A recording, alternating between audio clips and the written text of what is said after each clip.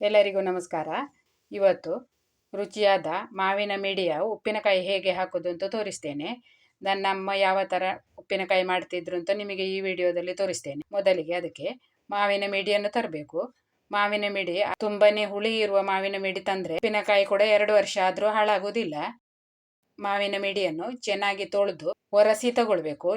ಈಗ ನಾನು ಇದನ್ನು ಚೆನ್ನಾಗಿ ತೊಳೆದು ಒರೆಸಿ ತಂದಿದ್ದೇನೆ. ತೊಟ್ಟನ್ನು ಮುರಿಯುವಾಗ ಈ ಥರ ಸ್ವಲ್ಪ ಬಿಟ್ಟೇ ಮುರಿಬೇಕು.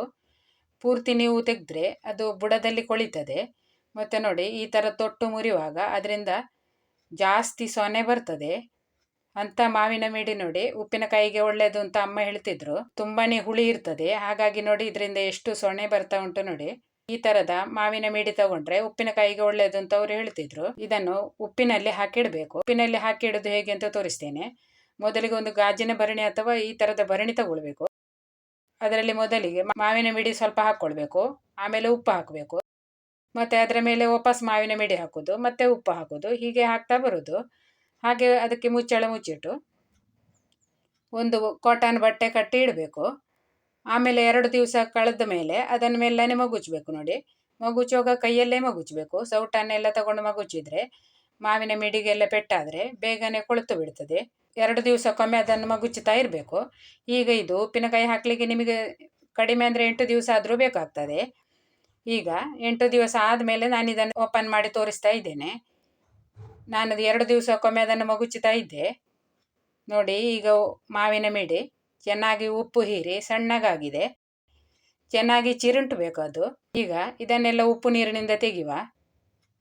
ಈಗ ಇದನ್ನೊಂದು ಕಾಟನ್ ಬಟ್ಟೆಯ ಮೇಲೆ ಹರಡಬೇಕು. ಅದರಲ್ಲಿದ್ದು ಉಪ್ಪು ನೀರೆಲ್ಲ ಹೋಗಬೇಕು, ನೀರಿನ ಅಂಶ ಇರಬಾರ್ದು.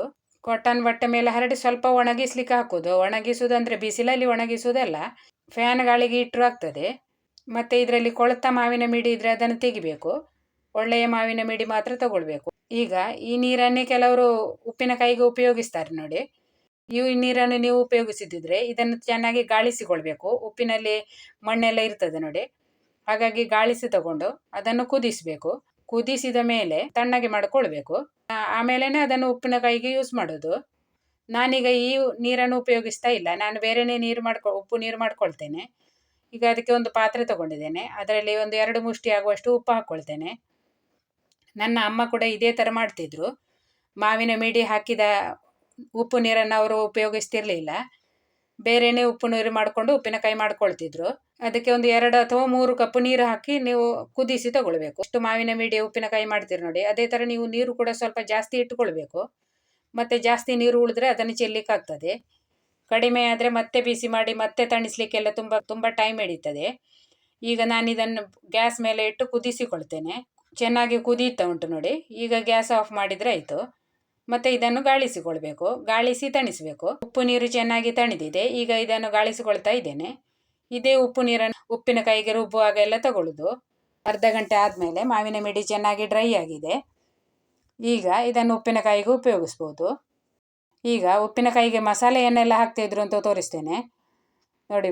ಮೆಣಸು ಬೇಕು, ಸಾಸಿವೆ ಬೇಕು, ಹಿಂಗು, ಅರಶಿನ ಮತ್ತು ಸ್ವಲ್ಪ ಎಣ್ಣೆ ಬೇಕು. ಎಣ್ಣೆ ಹಾಕಬೇಕು ಅಂತ ಕೊನೆಗೆ ಹೇಳ್ತೇನೆ. ಮೆಣಸನ್ನು ಚೆನ್ನಾಗಿ ತೊಳೆದು ಒಂದು 4-5 ದಿವಸ ಒಣಗಿಸಿ ಆಮೇಲೆ ಪುಡಿ ಮಾಡಿದ್ದು. ಹಾಗೆ ಸಾಸಿವೆಯನ್ನು ಕೂಡ ಹಾಗೆ ಚೆನ್ನಾಗಿ ತೊಳೆದು ಒಣಗಿಸಬೇಕು. 4-5 ದಿವಸ ಅದನ್ನು ಕೂಡ ಒಣಗಿಸಬೇಕು. ನನ್ನ ಅಮ್ಮ ಅರಶಿನ ಕೊಂಬನ್ನು ಹಾಕ್ತಾಯಿದ್ರು.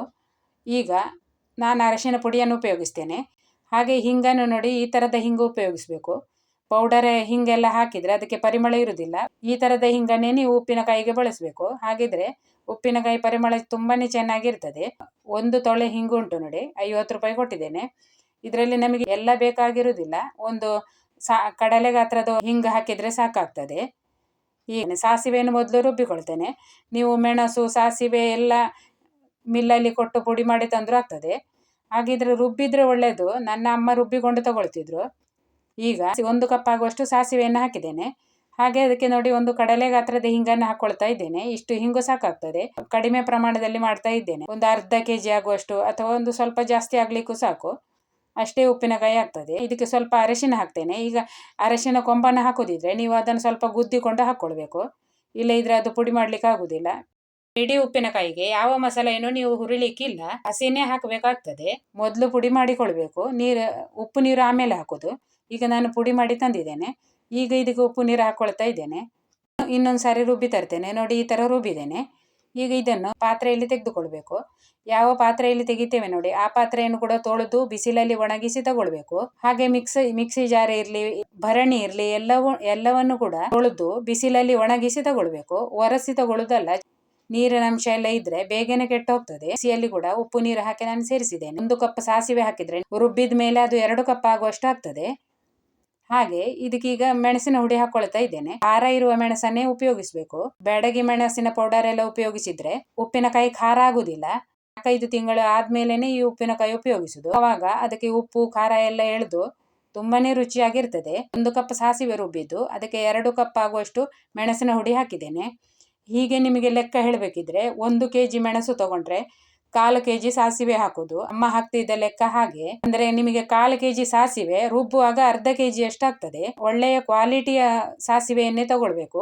ಹಾಗೆ ಮೆಣಸನ್ನು ಕೂಡ ಹಾಗೆ ಒಳ್ಳೆ ಕ್ವಾಲಿಟಿ ಮೆಣಸನ್ನೇ ತರಬೇಕು. ಮೆಣಸು ನಾವು ತರುವಾಗ ಸ್ವಲ್ಪ ಭಾರ ಇರ್ತದೆ. ಅದನ್ನು ತೊಳೆದು ಒಣಗಿಸಿ ಆದ್ಮೇಲೆ ಅದು ಹಗುರ ಆಗ್ತದೆ ನೋಡಿ. ಮತ್ತೆ ನೀವು kg ಲೆಕ್ಕ ಮಾಡ್ಲಿಕ್ಕೆ ಹೋದ್ರೆ ಸ್ವಲ್ಪ ಕಡಿಮೆನೇ ಆಗ್ತದೆ ಅದು. ಹಾಗಾಗಿ 1 kgಗೆ 1/4 kg ಸಾಸಿವೆ ಅಂತ ಹೇಳಿ ಅಮ್ಮನ ಲೆಕ್ಕ ಇತ್ತು. ಈಗ ನಾನು ಇದನ್ನು ಚೆನ್ನಾಗಿ ಮಿಕ್ಸ್ ಮಾಡಿಕೊಂಡಿದ್ದೇನೆ. ಜಾಸ್ತಿ ತೆಳ್ಳಗೆ ಮಾಡ್ಲಿಕ್ಕಿಲ್ಲ. 2 ವರ್ಷದ ತನಕ ಬಾಳಿಕೆ ಬರಬೇಕಲ್ಲ, ಅದಕ್ಕಾಗಿ ಸ್ವಲ್ಪ ಮಸಾಲೆ ಗಟ್ಟಿಯೇ ಇರಬೇಕು. ಮಸಾಲೆಯನ್ನು ಜಾಸ್ತಿ ತೆಳ್ಳಗೆ ಮಾಡ್ಲಿಕ್ಕಿಲ್ಲ, ಸ್ವಲ್ಪ ಗಟ್ಟಿನೇ ಇರಬೇಕು. ನಾನು ನಿಮಗೆ ತೋರಿಸ್ತೇನೆ ಯಾವ ಥರ ಕಲಿಸಿಕೊಂಡಿದ್ದೇನೆ ಅಂತೇಳಿ. ನನ್ನ ಅಮ್ಮ ಸಾಸಿವೆಯನ್ನು ಕಡಿಮೆ ಹಾಕಿ ಮೆಣಸಿನ ಹುಡಿಯನ್ನು ಜಾಸ್ತಿ ಹಾಕ್ತಿದ್ರು. ಕೆಲವರು ಇದು ಸಮ ಪ್ರಮಾಣದಲ್ಲಿ ಹಾಕುವವರು ಕೂಡ ಇದ್ದಾರೆ. ಅರ್ಧಕ್ಕೆ ಅರ್ಧ, ಅಂದ್ರೆ 1/2 ಕಿಲೋ ಸಾಸಿವೆ ತಗೊಂಡ್ರೆ 1/2 ಕಿಲೋ ಮೆಣಸು ಕೂಡ ಹಾಕ್ತಾರೆ. ನೋಡಿ, ಈ ಥರ ಉಪ್ಪಿನಕಾಯಿಗೆ ಮಸಾಲೆ ರೆಡಿ ಮಾಡಿಕೊಳ್ಬೇಕು. ಇಷ್ಟು ದಪ್ಪ ಇರಬೇಕು ನೋಡಿ. ಇದಕ್ಕೀಗ ಮಾವಿನ ಮಿಡಿ ಹಾಕ್ಕೊಂಡು ಮಿಕ್ಸ್ ಮಾಡ್ತಾ ಇದ್ದೇನೆ.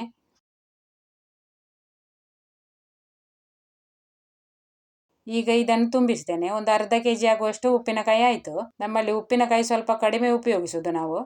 ಕುಚ್ಚಲಕ್ಕಿ ಅನ್ನ ಊಟ ಮಾಡುವವರಿಗೆಲ್ಲ ಉಪ್ಪಿನಕಾಯಿ ಜಾಸ್ತಿ ಬೇಕಾಗ್ತದೆ. ಈಗ ಭರಣಿಯಲ್ಲಿ ತುಂಬಿಸಬೇಕು. ಭರಣಿಯನ್ನು ಚೆನ್ನಾಗಿ ತೊಳೆದು ಬಿಸಿಲಲ್ಲಿ ಒಣಗಿಸಿ ತರಬೇಕು. ಈಗ ಭರಣಿಯನ್ನು ತುಂಬಿಸಿ ಅರ್ಧ ತುಂಬಿಸಿ ಆದಮೇಲೆ ಒಂದು ಸಾರಿ ಭರಣಿಯನ್ನು ಚೆನ್ನಾಗಿ ಕುಲುಕಬೇಕು. ಚೆನ್ನಾಗಿ ಸೆಟ್ ಆಗ್ತದೆ ನೋಡಿ. ಈಗ ನೋಡಿ, ನಾನು ಈ ಥರ ತುಂಬಿದ್ದೇನೆ. ಮತ್ತು ಮೇಲೆ ಸ್ವಲ್ಪ ಮಸಾಲೆ ಎಣ್ಣೆ ತುಂಬಬೇಕಾಗ್ತದೆ. ಮಾವಿನ ಮಿಡಿ ಕಾಣಬಾರ್ದು, ಆ ಥರ ನೀವು ಮಸಾಲೆ ತುಂಬಬೇಕು. ಈಗ ಇಷ್ಟು ಉಪ್ಪಿನಕಾಯಿ ಆಗಿದೆ ನೋಡಿ. ಈಗ ಈ ಭರಣಿ ಉಪ್ಪಿನಕಾಯಿಯನ್ನು ನಾನು ಒಂದು 5-6 ತಿಂಗಳು ಆದಮೇಲೆ ಉಪಯೋಗಿಸೋದು. ಹಾಗಾಗಿ ಇದನ್ನು ಸ್ವಲ್ಪ ಕ್ಲೀನ್ ಮಾಡಿ ಚೆಂದ ಮಾಡಿ ಇಡಬೇಕಾಗ್ತದೆ. ಈಗ ಇದರ ಸುತ್ತಲಿದ್ದ ಮಸಾಲೆಯನ್ನೆಲ್ಲ ಒರೆಸಿ ತೆಗಿಬೇಕು. ಉಪ್ಪು ನೀರಿನಲ್ಲಿ ಕೈಯನ್ನು ಅದ್ದಿ ಅದನ್ನು ಒರೆಸ್ಬೇಕು. ಸ್ವಲ್ಪ ಕೂಡ ಮಸಾಲೆ ಮೇಲೆ ತಾಗಿರಬಾರ್ದು, ಯಾಕಂದರೆ ಅದು ಮತ್ತೆ ಕಪ್ಪಾಗಿ ಬಿಟ್ಟರೆ ಒಳಗಿರುವ ಉಪ್ಪಿನಕಾಯಿ ಕೂಡ ಹಾಳಾಗ್ತದೆ. ನೋಡಿ, ನಾನು ಒರೆಸಿ ತಗೊಂಡಿದ್ದೇನೆ. ಇದನ್ನು ಬೆಚ್ಚಗಿನ ಜಾಗದಲ್ಲಿ ಇಟ್ಟರೆ ನಿಮಗೆ ಇದಕ್ಕೆ ಎಣ್ಣೆ ಹಾಕುವ ಅಗತ್ಯ ಇಲ್ಲ. ಈಗ ಹಳ್ಳಿಯಲ್ಲಿ ಆದರೆ ನಿಮಗೆ ಕಟ್ಟಿಗೆ ಒಲೆ ಇರ್ತದೆ ನೋಡಿ, ಕಟ್ಟಿಗೆ ಒಲೆ ಇರುವಲ್ಲೇ ಮೇಲೆ ಅಟ್ಟ ಮಾಡಿರ್ತಾರೆ. ಅಲ್ಲಿ ಉಪ್ಪಿನಕಾಯಿ ಇಟ್ಟರೆ ನಿಮಗೆ ಎಷ್ಟು ವರ್ಷ ಆದರೂ ಅದು ಹಾಳಾಗುವುದಿಲ್ಲ. ನನ್ನ ಅಮ್ಮ ಹಾಗೆ ಇಡ್ತಿದ್ರು. ಈಗ ನಮಗೆ ಪೇಟೆಯಲ್ಲಿ ಆದರೆ ಕಟ್ಟಿಗೆ ಒಲೆ ಇರುವುದಿಲ್ಲ ಅಲ್ಲ, ಅದಕ್ಕಾಗಿ ಇದಕ್ಕೆ ಒಂದು ಎಣ್ಣೆ ಸ್ವಲ್ಪ ಹಾಕಬೇಕು. ಅಂದರೆ ಅದರ ಮೇಲೆ ಒಂದು 4-5 ಚಮಚ ಎಣ್ಣೆ ಹಾಕೋದು. ಎಣ್ಣೆ ಹಾಗೆ ಹಾಕೋದಲ್ಲ, ಎಣ್ಣೆಯನ್ನು ಬಿಸಿ ಮಾಡಬೇಕು. ಬಿಸಿ ಮಾಡಿ ತಣಿಸಿ ಹಾಕಬೇಕು. ಮತ್ತು ಎಣ್ಣೆ ಹಾಕುವಾಗ ತೆಂಗಿನ ಎಣ್ಣೆ ಎಲ್ಲ ಹಾಕಲಿಕ್ಕಿಲ್ಲ, ಸಾಸಿವೆ ಎಣ್ಣೆ ಇಲ್ಲದಿದ್ದರೆ ಎಳ್ಳೆಣ್ಣೆ ಹಾಕೋದು. ಮತ್ತು ಹಾಗೆ ಮುಚ್ಚಿಟ್ರೆ 2 ವರ್ಷ ಆದರೂ ಅದು ಹಾಳಾಗೋದಿಲ್ಲ ನೋಡಿ. ಒಂದು 4-5 ದಿವಸಕ್ಕೆ ಬೇಕಾದಷ್ಟು ಮಾತ್ರ ಉಪ್ಪಿನಕಾಯಿ ತೆಗಿಬೇಕು. ಆಮೇಲೆ ಇದೇ ಥರ ವಾಪಸ್ ಕಟ್ಟಿ ಇಡಬೇಕು. ಈಗ ಇದನ್ನು ಕಟ್ಟಿ ಇಡುವ. ಇದಕ್ಕೊಂದು ಕಾಟನ್ ಬಟ್ಟೆಯನ್ನು ಮೊದಲು ಹಾಕಬೇಕು. ಅದನ್ನು ಗಟ್ಟಿ ಕಟ್ಟಿ ಇಡಬೇಕು. ಹಾಗೆ ಅದರ ಮೇಲೆ ಒಂದು ಪ್ಲಾಸ್ಟಿಕ್ ಇಡಬೇಕು. ಅದನ್ನು ಕೂಡ ಚೆನ್ನಾಗಿ ಯಾವುದಾದ್ರೂ ಒಂದು ಬಳ್ಳಿಯಿಂದ ಕಟ್ಟಿ ಇಡಬೇಕು. ಈಗ ನೋಡಿ, ಪರ್ಫೆಕ್ಟ್ ಆದ ಉಪ್ಪಿನಕಾಯಿ ರೆಡಿ ಆಯಿತು. ಈ ಥರ ನನ್ನ ಅಮ್ಮ ಉಪ್ಪಿನಕಾಯಿ ಹಾಕ್ತಿದ್ರು. ಈಗ ನಾನಿದಕ್ಕೆ ಎಣ್ಣೆ ಹಾಕ್ತಾ ಇಲ್ಲ. ನಾನಿಲ್ಲಿ ಸ್ವಲ್ಪ ಪ್ರಮಾಣದಲ್ಲಿ ಉಪ್ಪಿನಕಾಯಿ ಮಾಡಿಕೊಂಡದ್ದು, ಹಾಗಾಗಿ ಇದು ಬೇಗ ಮುಗೀತದೆ. ನೀವು ಜಾಸ್ತಿ ಪ್ರಮಾಣದಲ್ಲಿ ಉಪ್ಪಿನಕಾಯಿ ಮಾಡಿಕೊಂಡಿದ್ರೆ ಇದಕ್ಕೆ ಸ್ವಲ್ಪ ಎಣ್ಣೆ ಹಾಕಿ ಇಟ್ಕೊಳ್ಬೇಕಾಗ್ತದೆ. ಮತ್ತು ಈ ಭರಣಿಯನ್ನು ನೀವು ಬಿಸಿ ಇರುವ ಜಾಗದಲ್ಲಿ ಇಡಬೇಕು. ಅಂದರೆ ಗ್ಯಾಸ್ ಒಲೆ ಹತ್ರ ಕಪಾಟ ಇರ್ತದೆ ನೋಡಿ, ಆ ಕಪಾಟೊಳಗೆ ಇಡಬೇಕು. ಸ್ವಲ್ಪ ಬೆಚ್ಚಗೆ ಇದ್ದರೆ ಉಪ್ಪಿನಕಾಯಿ ಬೇಗ ಹಾಳಾಗುವುದಿಲ್ಲ. ನೀವು ಬೇಕಿದ್ರೆ ಎಣ್ಣೆ ಹಾಕ್ಕೊಳ್ಳಿ. ನೀವು ಇದೇ ಥರ ಉಪ್ಪಿನಕಾಯಿ ಮಾಡಿ ನೋಡಿ, 2 ವರ್ಷ ಆದರೂ ಹಾಳಾಗುವುದಿಲ್ಲ.